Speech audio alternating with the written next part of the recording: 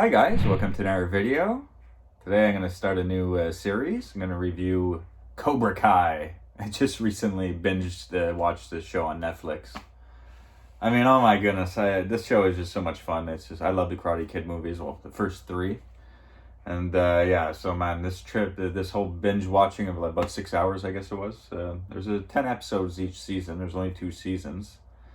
So yeah, first episode, man. It's just so well done. I haven't watched any of these episodes, and yeah, I just saw it was on Netflix. So I guess it just aired on Netflix maybe 4 days ago.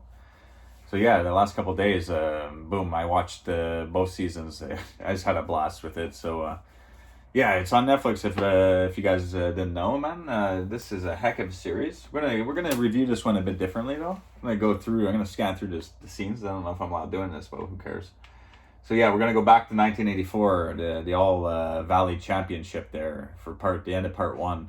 This is awesome. You get the good music again, man, that fantastic score, and yeah, you get the old footage. But yeah, we're gonna see things from like Johnny's point of view, the blonde guy.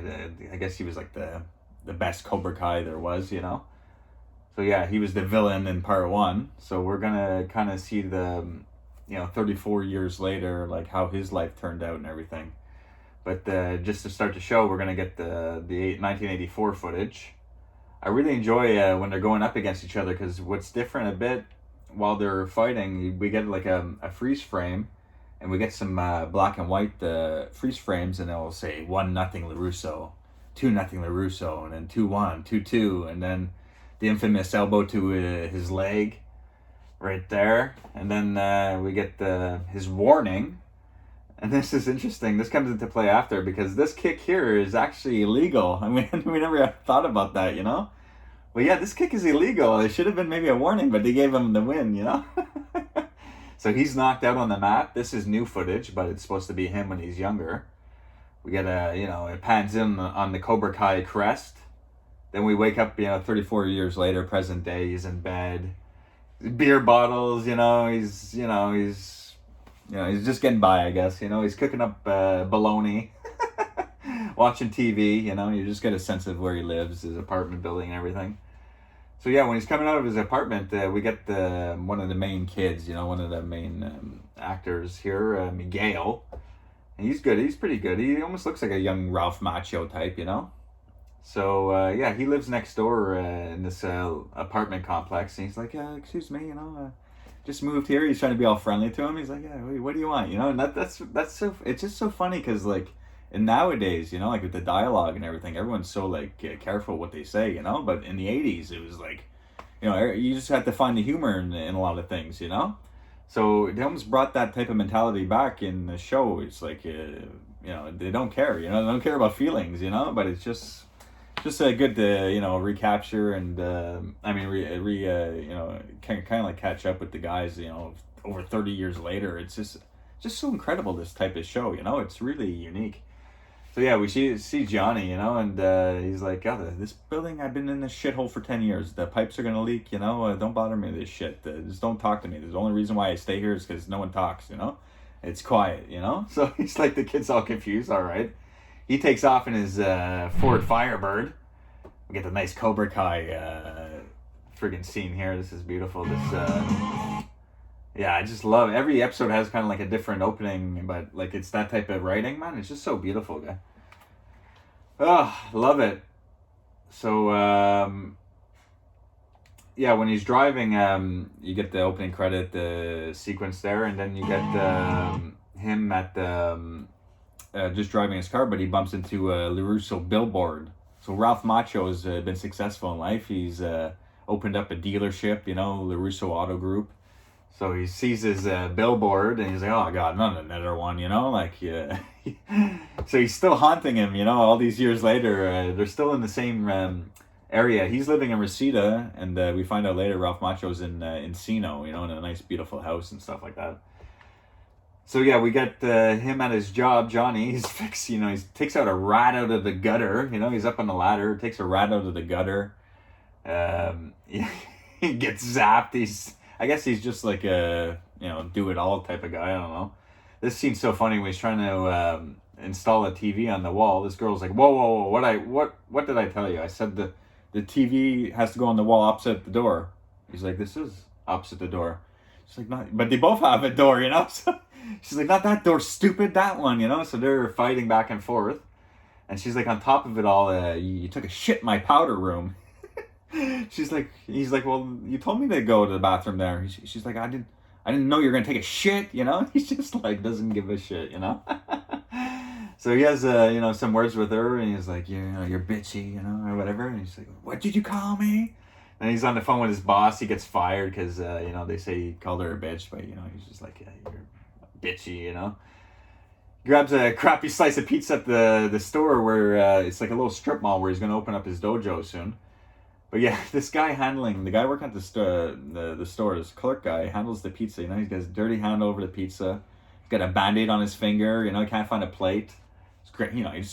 Johnny just grabs the Billy Zapka in real life. This guy Johnny, he's really good, man. I like him more now than I did in part one. I'm really enjoying his performance.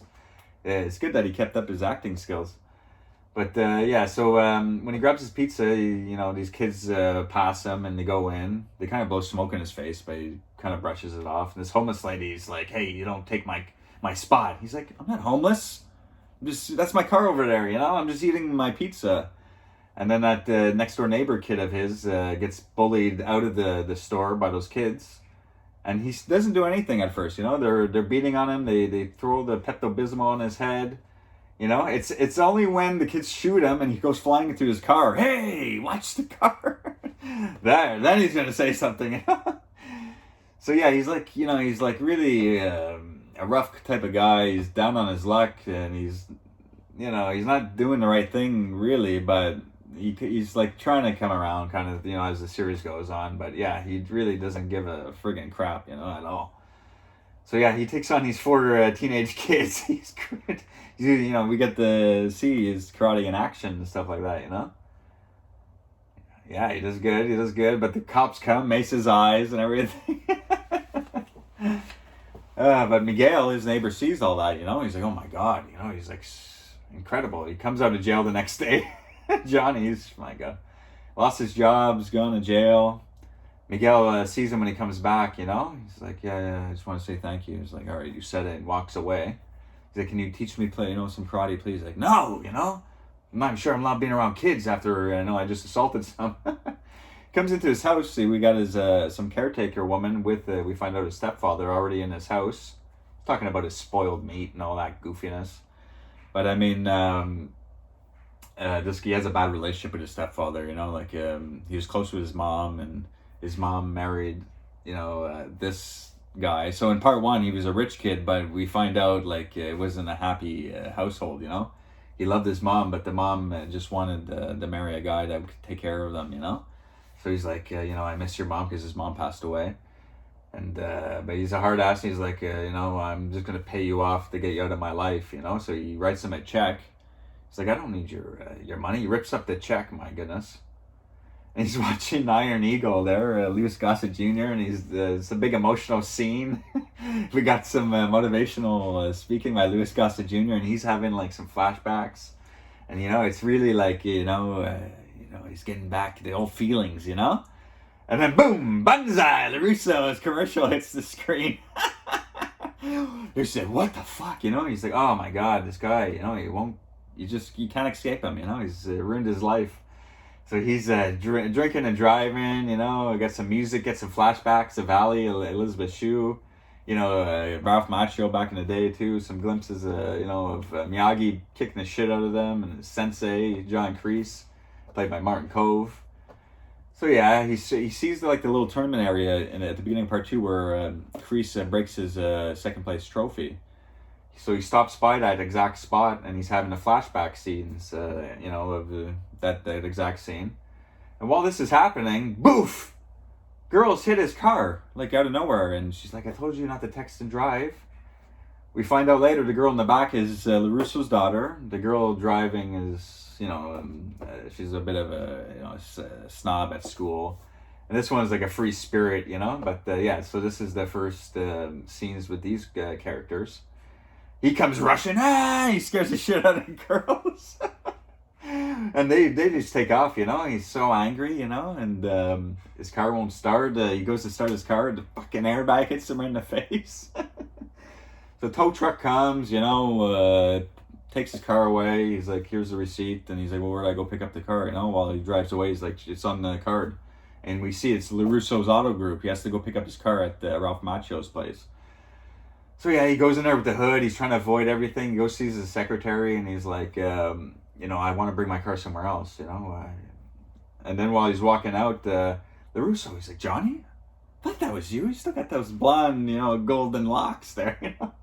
So he's like, yeah. And his buddies from work, he's like, oh, is this the guy you kicked the shit out of, you know, in the tournament? And Johnny's like, you know, he's like, no, you know, come on, that was back in the day. Ralph Macchio's trying to be like the bigger man, but he, you know, everything's worked out in his life, so he could laugh it off, you know. Johnny is like, he wants revenge, you know. So, but Ralph Macchio really helps him out here because the damage in his car is going to cost a fortune, more than what the car is worth. So he says, listen, man, it's on me, you know. And Johnny is like almost forced to accept it. He doesn't want to at first, but he just kind of says thank you.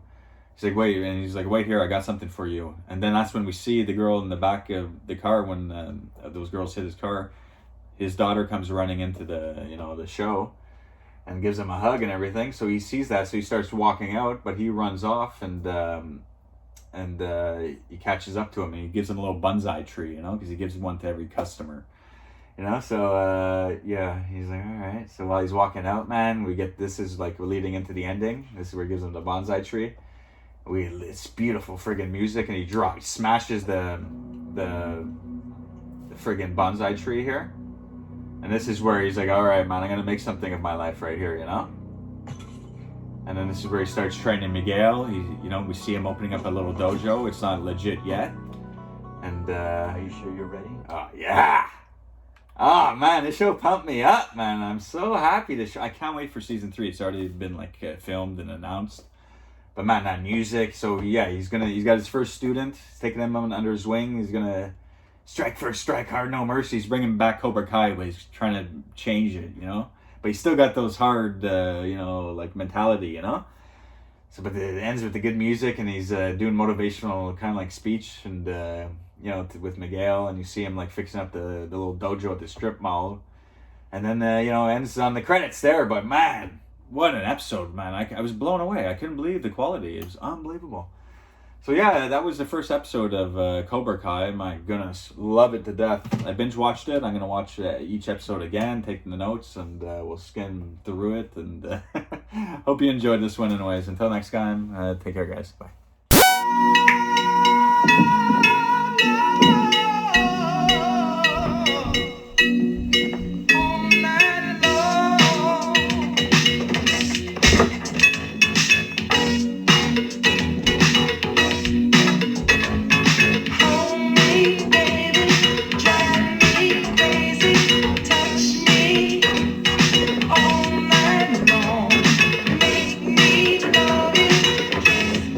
Yes, Aiden.